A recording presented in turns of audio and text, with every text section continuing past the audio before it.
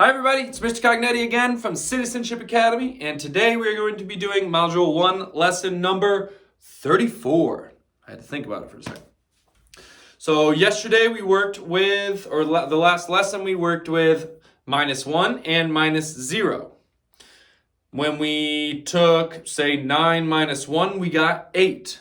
See, that's the number before 9. If we took 10 minus 1, we got 9. 9 is the number before 10. What we're going to work on today is, if we have the number, is we're going to take a given number, so say 9, and we're going to subtract the number before it. So we're going to subtract 8 from 9. If we had the number 5, we're going to subtract by 4, because 4 is 1 before 5. And we're going to see if it matches up, or not matches, but has any similarities with some other problems we've done. So to warm up, I want to do some quick problems with 1 less than and 0 less than a given number. So if I give you the number 9, what's 1 less than 9? What's the number right before 9? 8. 8. All right, let's do another one. What is 1 less than? Well, let's do 1 less than 8. What's 1 less than 8? What's the number right before it? 7. What is 1 less than 7? 6. What is 1 less than 6? Think about it. Use your fingers if you need to. 5. What's 1 less than 5? Use your fingers. 5, 1 less. 4. What is 1 less than 4? 3. What is 1 less than 3? 2. And what is 1 less than 2? 1. So look at that. We kept doing 1 less, and it looks like it's counting down. 8, 7, 6, 5, 4, 3, 2, 1. Because that's counting backwards by ones. So that's 1 less each time.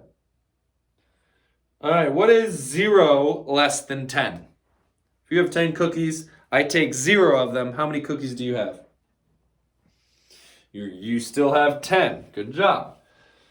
What is 0 less than 5? It is still 5. Remember, when you subtract 0 from any number, it's still that number. So 128 minus 0 is still 128. All right? Okay, so what we're going to do, hold on. 1 second, sorry.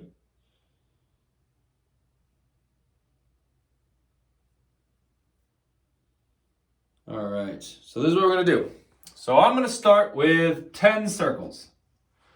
2, 3, 4, 5, 6, 7, 8, 9, 10. So there's 10 circles. Now we've already worked on 1 less. We've worked on taking away 0. What I want to do now is, if I'm starting with the number 10, I want to take away that number. So I'm going to do 10 minus 10. Do we think we know what 10 minus 10 is? Well, let's see. If I take away 10, 1, 2, 3, 4, 5, 6, 7, 8, 9, 10. Am I left with any circles? No, I'm not. So 10 minus 10 must be 0. Oh, okay. So if I had 10 cookies and you ate all 10 of my cookies, I have 0 cookies now. Bummer. Let's do another one. What if I have 5 circles? 1, 2, 3, 4, 5. I have 5 circles, and I want to take away 5 circles. What do we think that's going to equal? Do you think it's going to equal 10? Think it's going to equal 1? How about 0? Let's see. Let's take away 5. 1, 2, 3, 4, 5. Am I left with any circles that don't have an X on it? No, I'm not. So 5 minus 5 must be 0. I'm starting to see a pattern. When I have a certain number and I subtract that same number from it, I keep ending up with 0. If I had 2, I take away 2, I have 0. If I have 4, I take away 4, I have 0. Let's try one more just to make sure I'm thinking correctly with this pattern that I found. Let's start with 6. 1, 2, 3, 4, 5, 6. So I start with 6. So that must mean I want to take away 6. Let's cross them out. 1, 2, 3, 4, 5, 6. All right.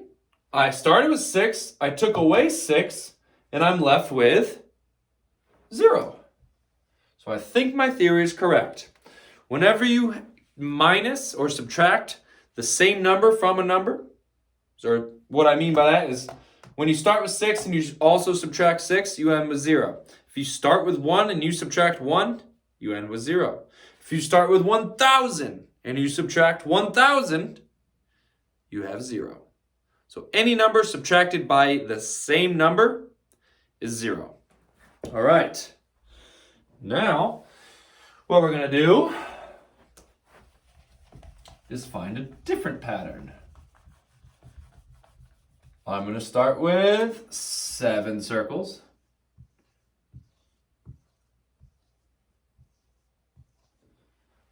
Now what I want to do is I want to think about what is 1 less than 7, and that's what I want to subtract from 7. So I start with 7, and I'm going to subtract one number before 7. What's one number before 7? Well, let's see. If I wasn't going to count this one, but count up to this one. 1, 2, 3, 4, 5, 6. So 1 less than 7 is 6. So I want to subtract 6 from 7. So I'm going to cross out 6. 1, 2, 3, 4, 5, 6. How many am I left with? 1. All right, so 7 minus 6 equals 1. Okay, so my answer is 1. Let's do another one.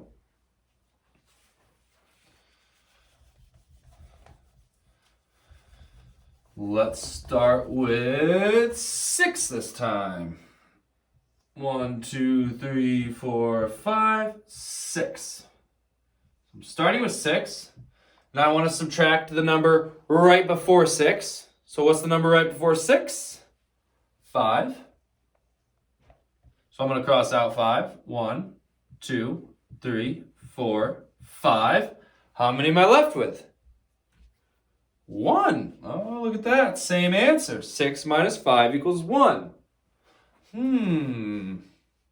Starting to think that I might be seeing a pattern already. If I have a certain number and I subtract the number before it from it, I'm left with 1. Well, I mean, 5 is only one number away from 6, so it must be 1.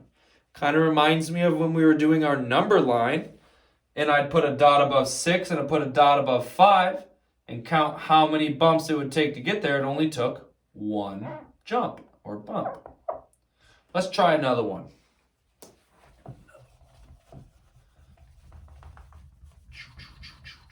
All right, we're going to do 4 this time. 1, 2, 3, 4. Start with number 4. I want to subtract the number that becomes before it. So what number is right before 4? 3. So minus 3 equals 1, 2, 3. How many am I left with? 1. There we go. It goes goes along with my pattern that if you have a certain number and you subtract 1 less than that number from it, which 3 is 1 less than 4, you end up with 1. If this was a number bond, it would look like this. And I could go this way around my circle and get this number sentence. 4 minus 3 equals 1. 4 minus 3 equals